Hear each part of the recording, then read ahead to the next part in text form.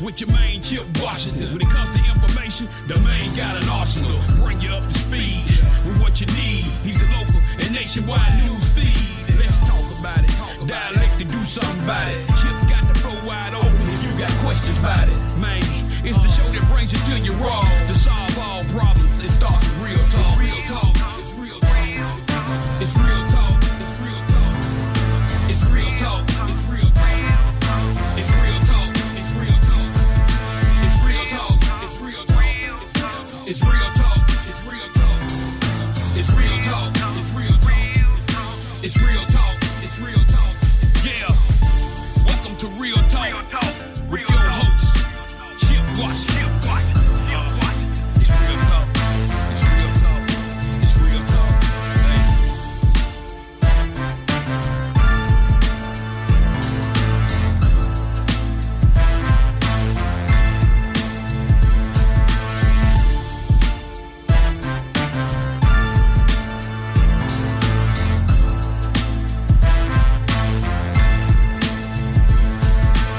And here we go on an absolutely beautiful Monday evening in the city. It's the 24th day of March 2025, 6 o'clock straight up, which means it is time, ladies and gentlemen, for an all new and live edition of Real Talk Memphis. Very happy to have you with us this evening. I am your humble host. My name is Chip Washington, and I think we have a pretty good show for you this evening. If you are out there and if you are checking us out, thank you in advance. I appreciate that in advance. If you're telling folks about this show, thank you in advance, and I appreciate it in advance. We will get to the lineup and the rundown in just a minute, but there are several ways that you could get this fine piece of radio broadcasting. We're back up this week. We're doing everything that we normally do here. We're doing the Zoom thing, and we're doing the live thing, and the whole 9 yards. But first things first, you can get us at 91.7 on your FM dial. Right now, WYXR, of course, is our station. You can also find us on the WYXR app live. And we are live. Well, let me back up. Let's go to the TuneIn. We'll do TuneIn. We're on TuneIn. You can put the Real Talk Memphis in the search, and you can find us. And we are live streaming again tonight, ladies and gentlemen, on Facebook Live. So if you want to see the interviews and see the guests and everything else, you can go to Facebook Live, my Facebook page, and you can see the show there. Once the show posts, the next couple of days or so, you can find us on YouTube. And as we are a podcast, and yes, indeed, we are a podcast, you can find us wherever it is you get your podcast. Once the show posts after tomorrow or so, check it out. So there you go. All the good ways to be able to find us and find out what we're doing and how we're doing what we're doing. In terms of guests tonight, this is going to be a school-centered broadcast, I will say. First up, we have not one but two members of the Memphis and Shelby County School Board. They are Natalie, McKinney, and Stephanie Love will be joining me in just a few minutes. Of course, lots of conversation these days about the Memphis and Shelby County School Board. What is happening with the state? Is this takeover really going to happen? If it does happen, how does it affect the school board? How does it affect the face of education here in Memphis and Shelby County moving forward? Lots of questions in reference to all of that. So we'll talk to them in just a couple of minutes. A little bit later on, we're going to be talking with Rachael Goodwin Spriggs. She is an education advocate and very outspoken in reference to this whole situation with the school board going back to December of last year. Now we are at another place, as I stated a minute ago, with legislation moving through the House of up in Nashville about a possible takeover of our school district. She has some definite thoughts in reference to that and what happens moving forward. And a little bit later on in the show, we have, now see, this is where I get in trouble because I'm not real good at pronouncing names, but many of you know, if I say the name Meka, like Jamaica, you know who I'm speaking of, Egwuekwe. I won't even try to pronounce his last name because I'm not good at that, but I will let him do it. And of course, Meka, as in Jamaica, will be joining us. He is the director, I should say, of Code Crew. And many of you have heard of Code Crew. It really is the wave of the future for so many young people. We're getting into tech and a lot of things like that. That's the wave of the future. And he has been involved in this for quite a few years. And he's doing an amazing job teaching our young minds and taking them to the next level. So I will be speaking with him a bit later on in the broadcast. So there's a rundown of what you can expect this evening. First things first, however, ladies and gentlemen, many of you are fortunate enough to have made another trip around the sun, a.k.a. your birthday. And we do a little thing on this broadcast each and every week called the Shout Out. We shout you out in case some of your friends didn't know it was your birthday. They're going to know it in a minute. But we can't do that until I say, hit it, Bryn. Happy birthday, happy birthday. Going out to the following folks. April Rucker. Hello, April. Happy birthday, April. Marcus McCrary celebrating his birthday today. Happy birthday to Ann Hines. She's celebrating today as well. Carolyn Causey celebrating her birthday. Happy birthday to Ivory Taylor. And happy birthday to Ray Palmer. And since Lola hasn't sauntered up to the mic, she has no birthdays today. But from all of us here at Real Talk Memphis, happy birthday to each and every one of you. I hope this day has been filled with love and laughter. And we also hope that we are all here next year to celebrate your next trip around the sun. Happy birthday, everybody. Thank you, Bryn. Before we get into some news and notes, a couple of deaths to note. George Foreman, two-time heavyweight boxing champion, and of course the creator of the George Foreman Grill, which a lot of you probably have in your closet somewhere or in a cabinet somewhere. He died on Friday at the age of 76. He was a pastor, he was a preacher, he was a teacher, and of course he was an entrepreneur and a very nice man. But again, the passing of former boxing great George Foreman. I saw a picture someone posted on Facebook that I don't know if it was AI or what, but it was a picture of Joe Frazier, Muhammad Ali in the middle, and George Foreman on the right. I thought that was absolutely classic because they were some of the greatest boxers ever in the history. And also yesterday, we heard of the death of Mia Love. Mia Love was the first black Republican congresswoman elected from the state of Utah. She died after a courageous battle with brain cancer. She was only 49 years young. So to each of those individuals, may you rest in the peaceful love of the Lord, and may your memories always be a blessing to each and every one of us. Some news and notes. Of course, we were talking a little bit about this proposed takeover. It advances now. It has gone through the subcommittee in Nashville, and now this week is going to the full committee, the Education Committee, as it continues to roar on down the road. Representative Mark White, who I don't know why he won't say what this thing is, which is a state school takeover. If the state is initiating legislation, if the state is initiating selecting 9 individuals to be a management team that will be selected by the governor and several other legislative individuals, is not a state takeover, I don't know what is. But in any event, he says it's not. But because the people who are going to be picked are going to be from Memphis and Shelby County. But who are they going to report to? That's the question. Okay, we'll get more into this in just a couple of minutes. Anyway, as this continues to move through, I would imagine the process now of selecting individuals to be a part of this quote-unquote management committee. And by the way, these folks who are selected will be the governing body, which means the current elected board won't have a whole lot to do. They'll be there in an advisory capacity. But all of the decision-making will be, if this thing goes through, done by this management board of governance, however it goes. So yeah, this could be a pretty big deal because it's never happened here before. I do know that initially when all of this was brought up, this was going to include other places, other school districts around the state that were having low performing school districts, as Representative White says is happening here.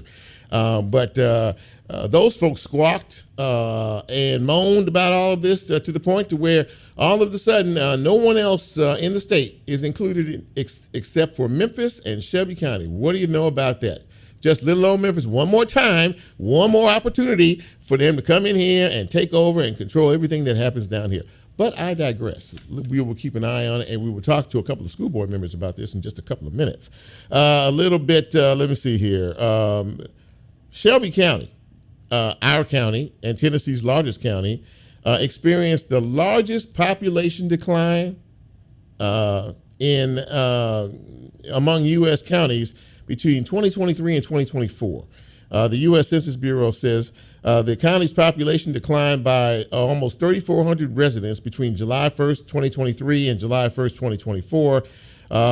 Estimated population in Memphis and Shelby County is at a little over 910,000 people, a decline from 930,000 people in 2020. Guess which county has the most population growth in this little period of time we're talking about? Yes, it would be Davidson County. Yes, that would mean Nashville. They increased their population from 712,000 to 729,500 people during the same period. Very interesting. A lot of folks shifting gears and headed up north to Nash Vegas. We don't need to lose any more population here, but according to the census folks, that is what happened. And finally, in reference to what am I trying to say? The basketball tournament that happened over the weekend, the NCAA tournament. Memphis lost, unfortunately, in the first round to Colorado State, but that does not diminish the season that Penny and his boys had, so we congratulate them on an absolutely wonderful and magnificent basketball season. So if your team is still in it, the Sweet 16 starts, who? Go Duke. Okay, now she's okay. Lola says go Duke. So we'll see what happens. I like Auburn myself. That's my team. So we'll see what happens. Let's take a break, and when we come back, let's get into all of this tonight, shall we? Very happy to have you all with us. If you're checking us out on Facebook Live, really appreciate that as well. This is Real Talk Memphis. I'm Chip. You know who you are. Let's take a quick one, and we'll be right back.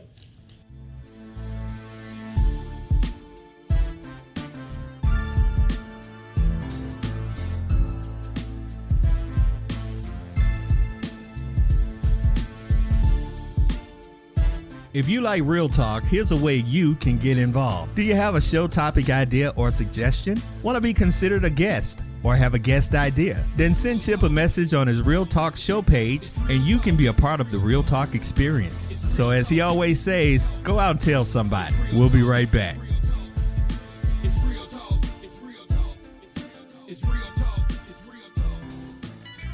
Support for WYXR comes from Freedom Prep Academy, celebrating 15 years of academic excellence, preparing all students in grades pre-K through 12 to excel in college and in life. With 5 schools in Westwood and Whitehaven, Freedom Prep is now enrolling for the 2025-26 school year. More information on enrollment at freedomprep.org or 901-498-1849.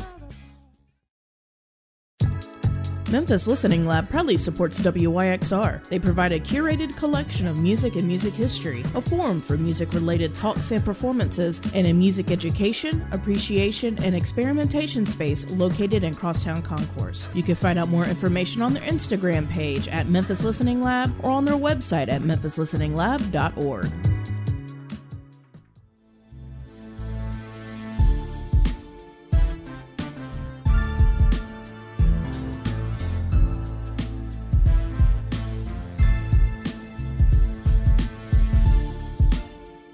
Get Real Talk on the TuneIn mobile app under WYXR, and he's now streaming live on Facebook. And you can also catch a rebroadcast on YouTube. Just put WYXR in the search box and hit subscribe. Now back to more Real Talk with Chip Washington.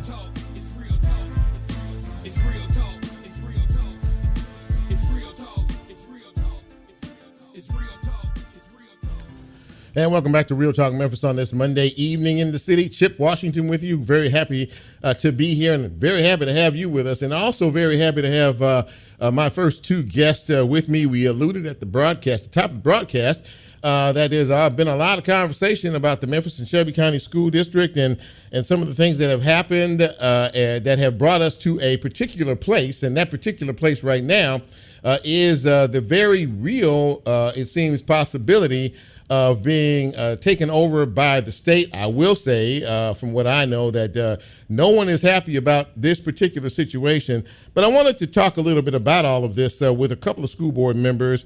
Please welcome to the show Stephanie Love and Natalie McKinney. Ladies, it's great to see you. Thank you for taking the time to be with me tonight.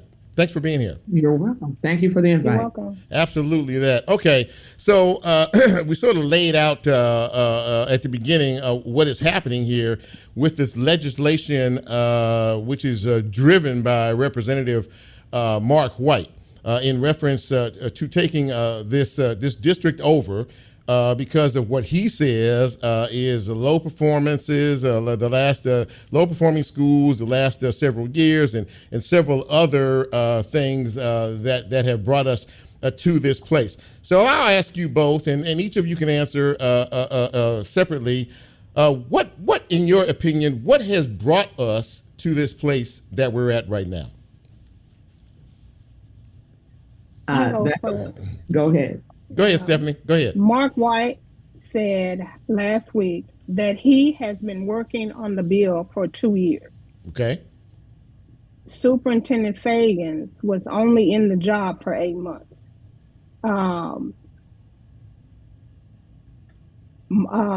Money and facilities and Project 2025. That is what I think the bill is centered around. Natalie, what say you on that? I think my take on this is, and I think I said it in the board meeting last week with a resolution that I presented and everyone signing on, that this is an opportunistic grab, right? We've seen this before. We saw this in 2006. We saw this in 2008.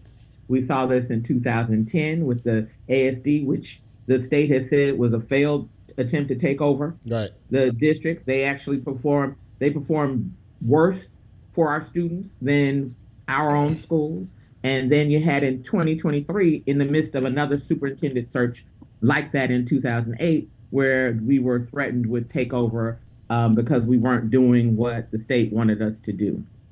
So I think this is, again, this is about our facilities. And I think this is also about our budget. We have one of the largest budgets of a public body, I think, in the state, but approximately $2 billion. And it's an opportunity. Do you think that from the general public's perspective, and I did see that the district put out last week, I think 4 or 5 bullet points of some of the positive accomplishments within the school district. And Stephanie and I were talking a little bit about that offline. I think it is sort of kind of a feeling that I get from most of the citizens around here, and most of the concerned folks, that this proposed takeover is not the way to go. And I guess from each of you, I want to find out why this is not a good idea. Why, if moving forward this does happen, and I hear the proposal of 9 individuals coming that are being appointed to the board, not elected, but appointed to the board by the governor and several other individuals, and they will have all of the power basically to make the decisions with the district moving forward, rendering you all no more than, I guess, advisors in all of this. But really, you sort of laid out a little bit about what you think about all of this. But how detrimental could this be if this bill is passed? There's absolutely no recourse for public. If you read the bill closely, first of all, the bill, if you notice, says nothing about student achievement. It talks about facilities. It talks about teachers in terms of why the shortage, why we have a shortage. We know why we have a shortage, but it talks about nothing focuses around student achievement. Secondly, it gives no voter any right to do anything about that 9 if they make a decision. Their decision is final. There's nothing that they can do about that. It appoints 9 people that are across the county, right? Which means you have no representation, one man, one vote, and it's not there. And these are people who could ostensibly not even live within the district, who would have authority over the district. There's multiple problems with that bill, because I don't think ostensibly that it is about student achievement. Stephanie, what say you? I agree with Natalie. Fraser was the dumping ground for the ASD. Every school in Fraser got absorbed by the ASD except for 2 of them. Mm. My kids were a part of the ASD experiment. Shelby County didn't do a good job at communicating with us as parents the changes they were that the schools were finna go through. Like Natalie said, this bill is not about student achievement. And Mark Wright testified before last week that 6 of the 31 schools reached performance level. Where did the rest of the students go to? 31 schools did far worse than they were with us than the ASD. Mm-hmm. So the state, we do everything that the state tells us to do.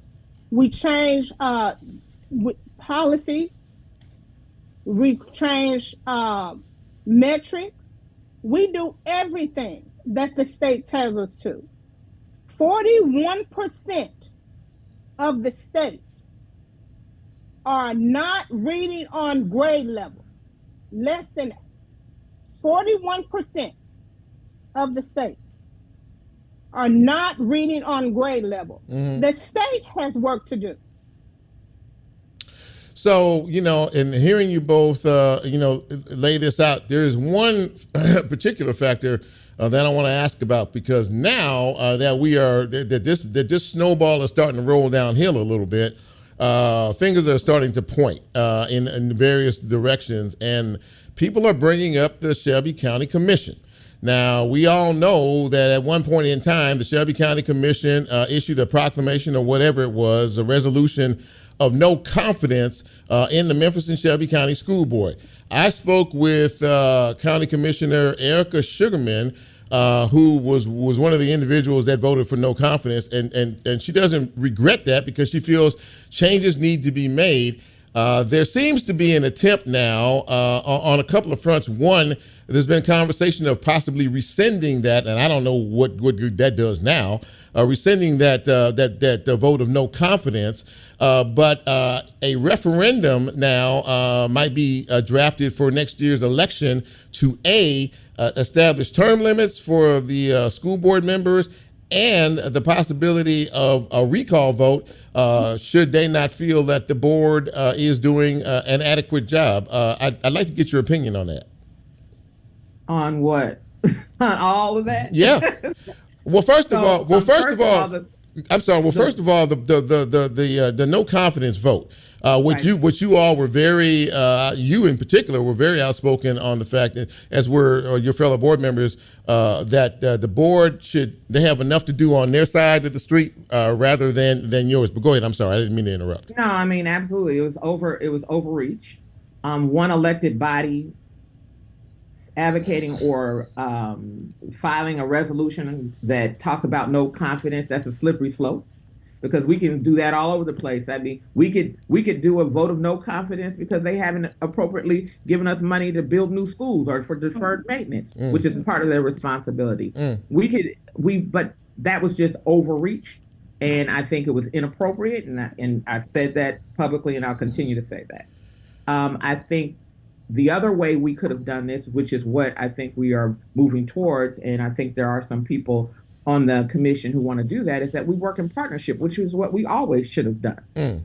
We should have been working in partnership, because what we need to make sure that we understand that we are one of many systems, Chip.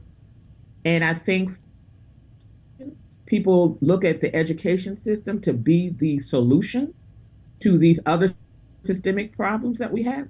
For instance, we get the kids when they come through the door. We get them as they come in. We have nothing to do outside of that door, outside of that building. Right. So we need to be collectively working with other entities that are responsible for health, public health and welfare. So responsible for safety, responsible for transportation, responsible for ensuring that our parents and community members have local wage jobs. So I'm talking about the Chamber and Workforce Development Network. All of these other systems should be working with us to ensure that our students are whole students and they're living in whole communities with whole families. So I think that instead of pointing the finger, because frankly, we are doing a good job, according to Council for Great City Schools, who said compared to Tennessee, we are educating our Black students, whether they are considered economically disadvantaged or not, better than Tennessee. Wow. Okay. Given our that we're in one of the poorest cities in the country, and we're one of the Blackest cities in the country, and we're an urban school district. So let's deal in what we're really doing. Our graduation rate has steadily gone up. Our ready graduate rate has gone up precipitously. So let's deal in the data. Let's deal in the facts that we are doing. We could do better, but we can do better together, not pointing fingers. Stephanie, what do you say? I agree with Natalie. The Shelby County commissioners, they have a heap of trouble at the jail, a heap of trouble at juvenile court. I agree with Natalie. We take a budget down there every year, and they give us what they want to give us, not what the students and the families and the teachers need. I agree with Natalie. This is a collective issue. One person or system can't handle it all by themselves. We need to separate our personal opinion and get back to educating the students and the parents of Memphis and Shelby County. I've been thinking about this next question. Has Representative White at any point in time spoken with either you all individually or collectively as a board in reference to these plans of this possible takeover? Has he ever called a meeting with the board of with you all in reference to talk about what his plans might be? I know that Chair Coleman and I, and being as the co-chair of the Policy and Governance and Legislative Affairs subcommittee or board committee, we met with him prior to making a decision, and we talked. He talked about the things that he was concerned about.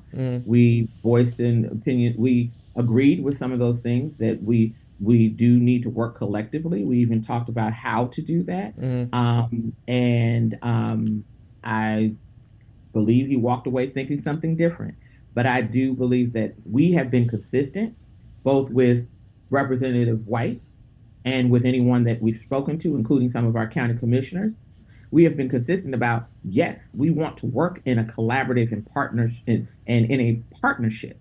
But what we are not willing to do, as my colleague, board member Love likes to say, is that we are an elected body just like everybody else. We are elected.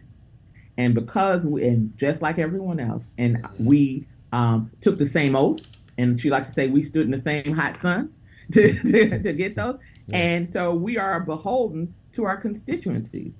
And so, and we a decision as a board to make sure that our students were getting what they needed, and that is what I think we did as we when we made our decision.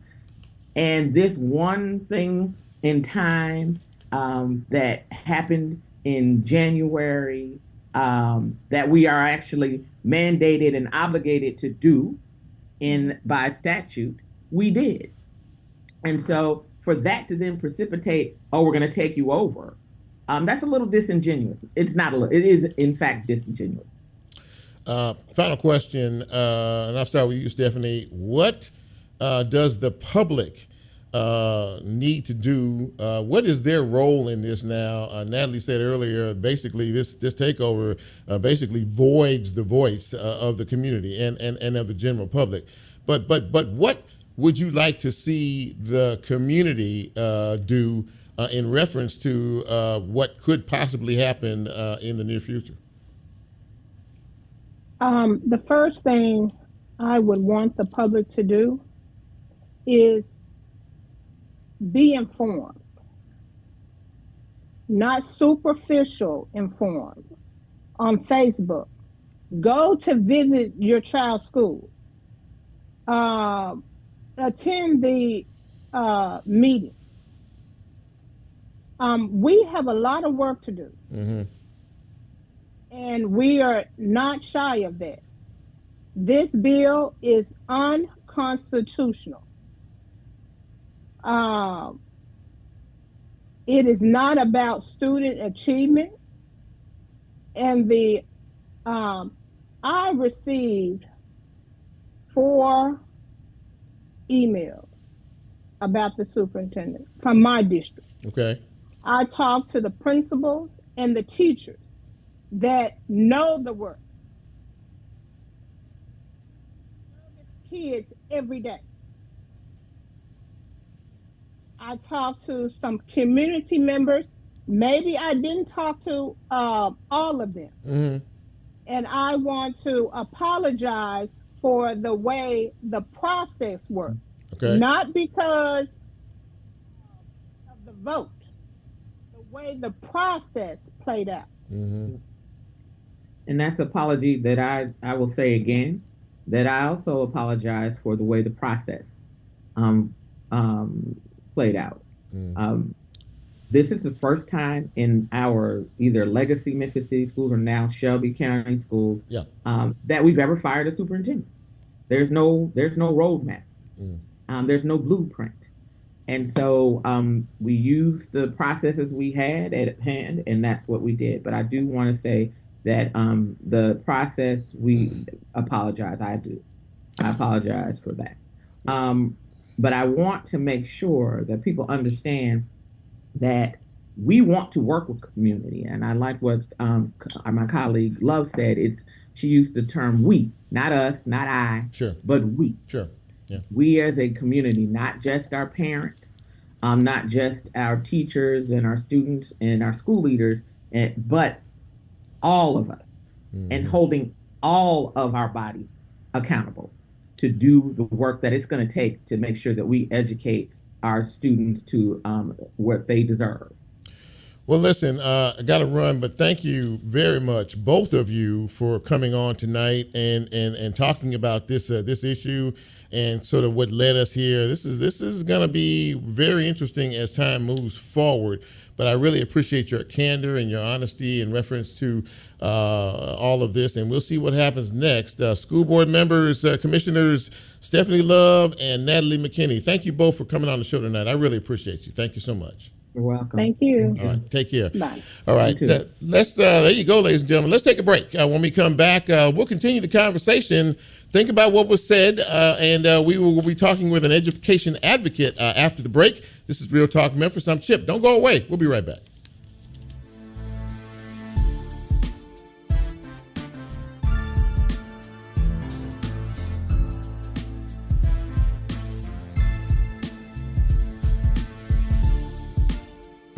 If you like Real Talk, here's a way you can get involved. Do you have a show topic idea or suggestion? Want to be considered a guest? or have a guest idea? Then send Chip a message on his Real Talk show page and you can be a part of the Real Talk experience. So as he always says, go out and tell somebody. We'll be right back.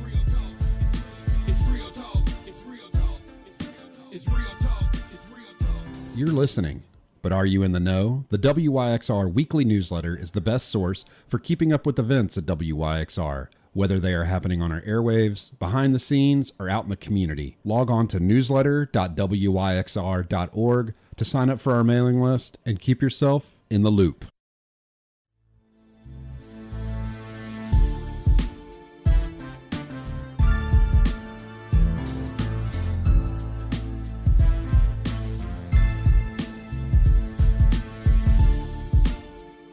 Get Real Talk on the TuneIn mobile app under WYXR, and he's now streaming live on Facebook. And you can also catch a rebroadcast on YouTube. Just put WYXR in the search box and hit subscribe.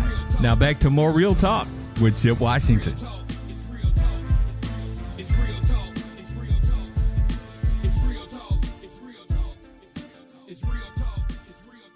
And welcome back to Real Talk Memphis on this Monday evening. Chip with you. And of course, we just heard from a couple of school board commissioners, Stephanie Love and Natalie McKinney, talking about this potential state takeover. And at the end, they both admitted that the process of maybe getting us to this place in reference to Superintendent Fagans, former Superintendent Fagans, was not properly done, and apologized for that on the back end. I have with me now, and I'm very happy to have her, Rachael Goodwin Spriggs. And Rachael is an education advocate. And during those meetings that were dealing with Dr. Fagans, you saw Rachael. Rachael is not afraid to voice her opinion or give her comment. She's very passionate, and that's what I think we need a whole lot more of in this city. Rachael, thanks for coming on the show. I really appreciate it. Good to see you tonight. Oh, absolutely. Good to be here. So I don't know if you heard any of the conversation before you, but we are sort of in the process now, watching and waiting what is happening up in Nashville. The snowball is, as I said, the analogy I use, is starting to roll downhill in reference to this state takeover. I know that you were vehemently against Dr. Fagans being removed, and I think you probably feel the same way about this potential takeover. Absolutely. Absolutely. And I think that's important to state because many people feel like if you were against Fagans being removed, you automatically is for the takeover. And that's just not the case for me. I have always been against the state takeover, and I am equally disappointed with the way that process took place in removing and terminating Dr. Fagans as well. Yeah, and I think a lot of people feel the same way in reference to it. Now, we're starting to hear conversation from folks around town about the county commission. Mark White said that there are 4 provisions, I think, that qualify him or the state to be able to look at taking over a district. And one of those is a resolution of no confidence by the county commission. Now, let me ask you, in reference to the county commission's role, if any, in this, do you feel that what they said was warranted, and is that enough of an excuse for the state to look at taking over the district? No, I think it's pretty clear that Memphis Shelby County Schools is being targeted, and I continue to try to keep the conversation larger than Memphis. This is happening across the country.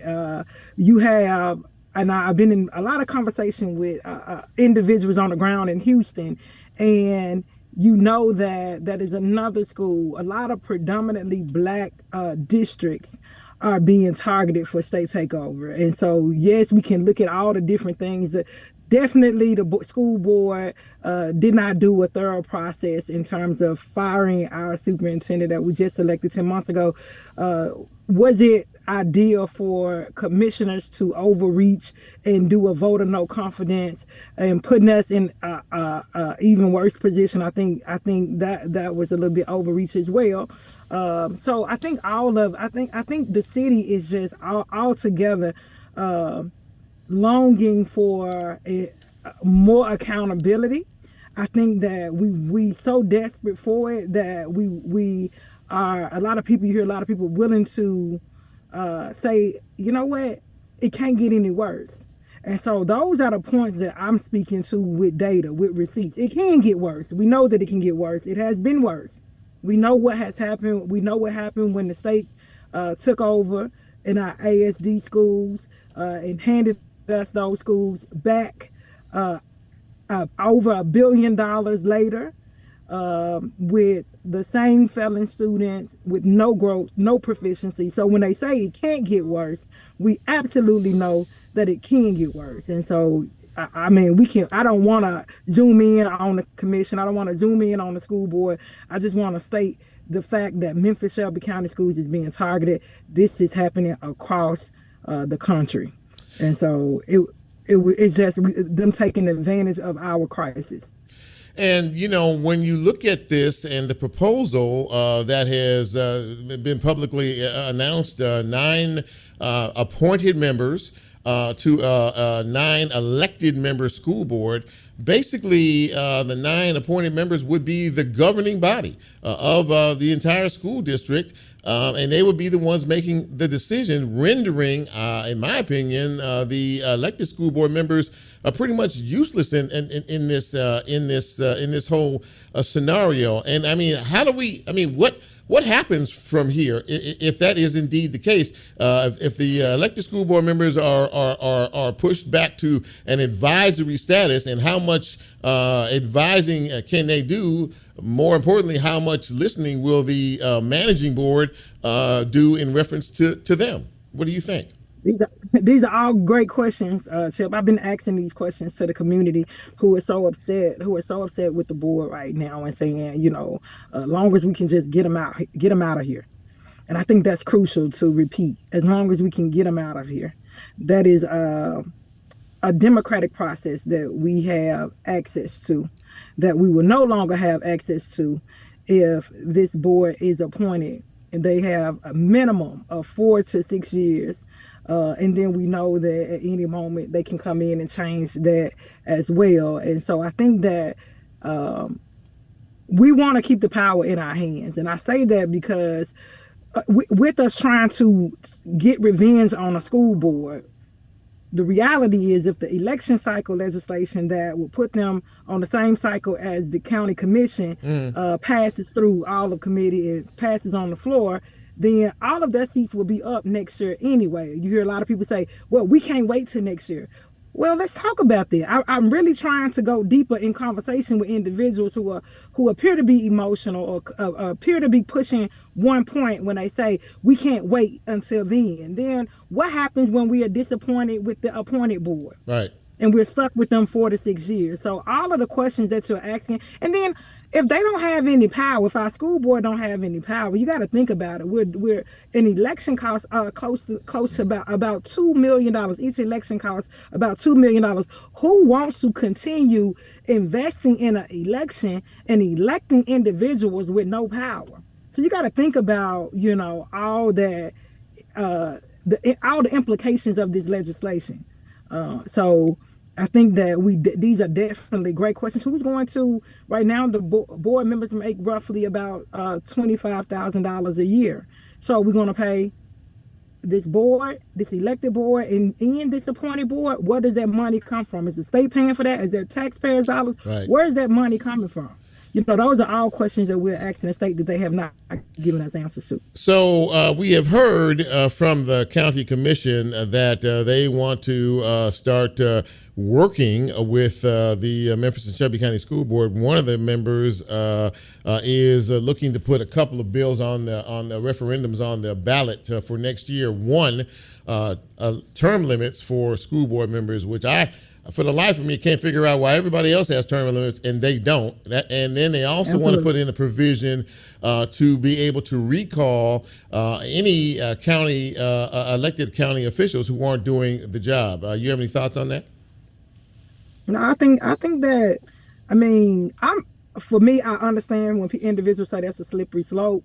But I think that we need more ways to hold. We need mechanisms to hold elected officials accountable in Memphis, especially. So I'm not against it, but I understand the conversation, the nuance around it. And so that's, I think whatever if the people are asking for a way to hold our governing bodies accountable, I think in term limits, I think recall is a more aligned solution than rendering us voiceless, rendering us, our voices null and void. I keep saying that when it comes to our vote. So yes, I'm for it. Well, listen, there's a lot to watch here, and there's a lot to pay attention to. You made a point earlier in saying that a lot of folks are pretty emotional about this. A lot of people you've been talking to are pretty emotional about this whole thing. They've been emotional ever since what happened last year to Dr. Fagans, and now we're getting into a whole different, completely different category. And more importantly, how this is going to affect education moving forward. Does that concern you? Oh, absolutely. Absolutely. I think that is the concern. For me, you have to think about what happens when you dismantle, because that is what's happening on a national level. We are dismantling public schools, and we're beginning with the blackest and the brownest districts, largest districts. And so it absolutely concerns me. If you look at Houston, had a 2-hour conversation with a former teacher and researcher on school takeover, and we were just discussing what is happening in Houston right now. You had over 600 teachers. They lost over 600 teachers in 5 months. That definitely concerns me when we think about the teacher deficits we have already before takeover. Yeah. You look at the stricter statement, the mandates that they're putting on students, putting on teachers. That concerns me. You look at, there is no proof of concept when it comes to improved results with the takeover. That concerns me. And so we need thriving public schools. And for me, I think that if the state or if this General Assembly is really concerned about improving academic success and want to see academic achievement, then go ahead and invest in these public school systems. We are 42nd in teacher compensation in the, and so Tennessee is. Yeah. Invest in teacher compensation. If we are really interested in improving student, outcomes, then go ahead and invest. I think we put about 11,000 for each student. It's 11,000 per student. That's almost 4,000 less than most states. Yeah. So if we really interested and we really care about student outcome, invest. That's a good place to leave it. Thank you very much. Rachael Goodwin Spriggs, ladies and gentlemen, education advocate, and feel strongly about this as well. We'll keep an eye on it, and we'll probably have you back down on the show, back down the road. But Rachael, thanks for coming on tonight. I appreciate you. Thank you. Thank you. Okay. Thank you. Yes, ma'am. Well, there you go, ladies and gentlemen. We're going to do a really, really fast break. I have my final guest is in the bullpen waiting. This is Real Talk Memphis. It's been a really good show tonight so far. Don't go away. We're not done yet. We'll be right back.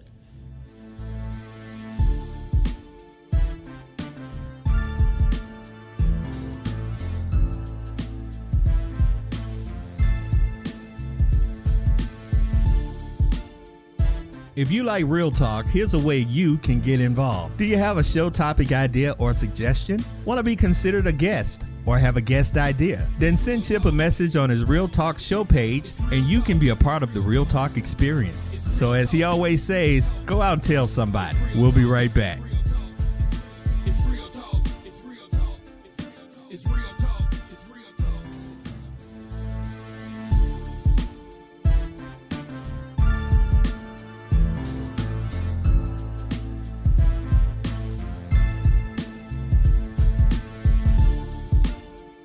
Get Real Talk on the TuneIn mobile app under WYXR, and he's now streaming live on Facebook. And you can also catch a rebroadcast on YouTube. Just put WYXR in the search box and hit subscribe. Now back to more Real Talk with Chip Washington.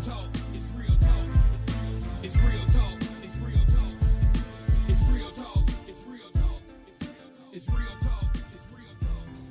And welcome back to Real Talk Memphis on this Monday evening. Great show so far. And my next guest is a man who has his eyes on the prize in terms of the future and what the future is in terms of our young people. Many of you have heard something in reference to coding. Well, this young man heads an organization, heads a group that is teaching young minds and preparing them for the future. Now, I told him beforehand I am really bad with names, but I do.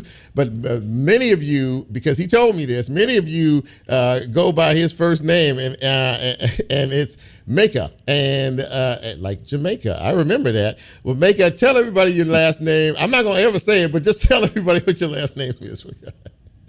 Sure. I'm Meka Egwuekwe. There you go, Egwuekwe. And Meka, it is great to have you on the show. We haven't seen you in a couple of years, and that's on me, but I'm glad to have you back because Code Crew, you are the director of Code Crew. And for those who don't know what Code Crew is, give us a definition. Sure. First of all, thanks for having me back. It's great to be back. Yeah. I was recently promoted to CEO at Code Crew. Congratulations. So that's my new title. CEO. Yep. And who we are at Code Crew, I jokingly say we're about the gospel of computer science education. But fundamentally what we are about is teaching AI and computer science to kids and adults such that we're getting algorithms on their menus before they're on the menus of their algorithms. Right? And so we do that a number of different ways, sending teachers directly into schools to teach computer science in school and after school. We train adults to become software engineers, and we get them jobs that pay $55,000, $60,000, $70,000 a year and higher. We train teachers to teach computer science, and then we've been successful at the state level for computer science education bills, including a high school graduation requirement statewide in Tennessee. So we just fundamentally believe that a 21st century education requires tech education. You know, I have been known to say that this generation, this younger generation, is smarter than the generation I grew up in because they're exposed to so much. And you talked about this computer science and coding, and a lot of the things that you teach are really going to be fundamental and fundamentally necessary in the future. Is it not, in terms of where we're going in this technological age that we're in? Yeah, it's not just fundamentally essential for the future. It's fundamentally essential today, right? I mean, it is, the amount of technology in young people's lives is not decreasing. It's totally increasing. You can ask any child this and they get it 100% correct. And so just like you and I learned about photosynthesis in school, right? Because photosynthesis is foundational for agriculture, and agriculture is important for human civilization, right? These kids are growing up in a world where they're increasingly surrounded by digital technology. They need to at least understand the fundamentals of how it works. Right. And so we fundamentally believe every child in every school in every grade should have access to quality computer science education. And so we're proud of the work that we've done at the state level, along with other partners, to make sure that that's in every school. But then also young people ought to have pathways to careers in this space. We want to build a thriving tech ecosystem in Memphis that not only are we proud of, but others want to emulate and copy because we're so wildly successful. So in the 21st century, the cities of today and tomorrow are the ones that are generating the tech producers, the influencers. The ones who are not doing that are the ones that are being left behind, and those are the ones that technology happens to, and we can't let that happen here in Memphis. Meka, how much has Code Crew grown in the last few years? Because I mean, it really does seem like, based on what you're telling me, that this thing has really exploded. Well, yeah, we're proud. I mean, we're going to celebrate 10 years in May with a big awards program called the Excite Awards on the 8th of May. But in the 10 years, we've served more than 15,000 unique kids and adults, teaching them about artificial intelligence and computer science broadly, robotics, drones, video game development, all kinds of things. And not only that, we've trained hundreds of teachers, as well as, again, like I said, been chief advocates for changing the law such that 1 million kids across the state of Tennessee are learning computer science in school. And so it's grown a lot.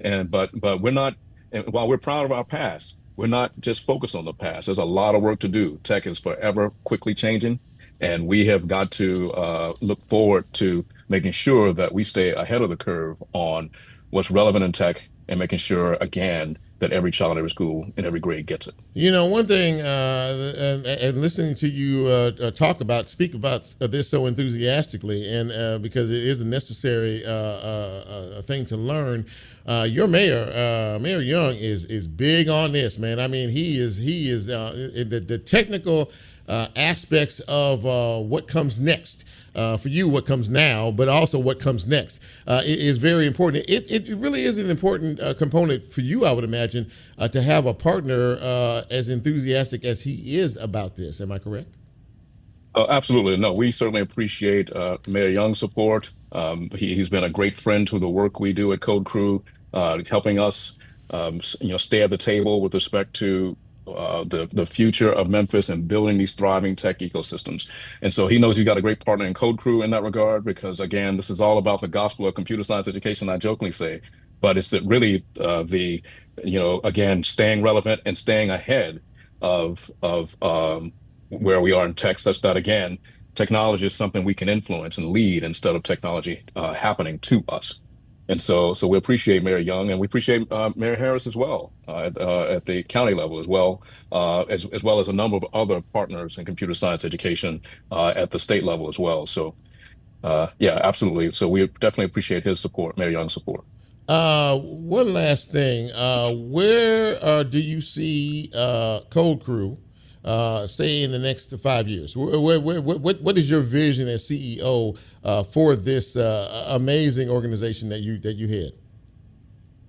Well, I mean, I do, part of my job as CEO is to do a lot of dreaming and a lot of visioning, right, of what the future looks like. And I certainly think just like technology pervades everything today, I see a world where artificial intelligence is pervading everything that is going to impact every career, every job. And so we want to make sure that we're increasingly leading with respect to AI and tech in general and its impact, making sure that our citizens are ready, right? And so yes, we see us helping other fellow nonprofits 5 years from now, even tomorrow, right? But with gasoline on that fire, if you will, of us being the first place nonprofits and small and medium-sized businesses come to when they need AI services and they need AI training and upskilling, right? We want to be that first entity that organizations think of in that regard, while all at the same time we're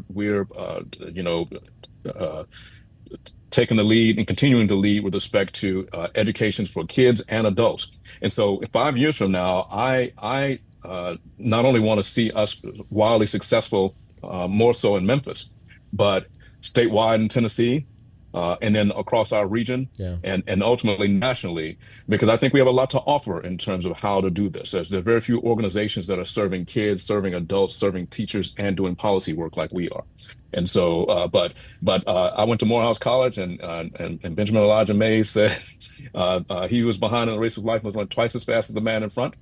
And so we're gonna do all those things because we need to do all those things to make sure that we are a leader in that regard. So Memphis 5 years from now, and Code Crew especially, will be the place that people think of locally, statewide, and nationally. That's what I'm as where they need leadership, guidance, skills, upskilling, all those things with respect to computer science, and especially in the AI space, because that's definitely a game changer today.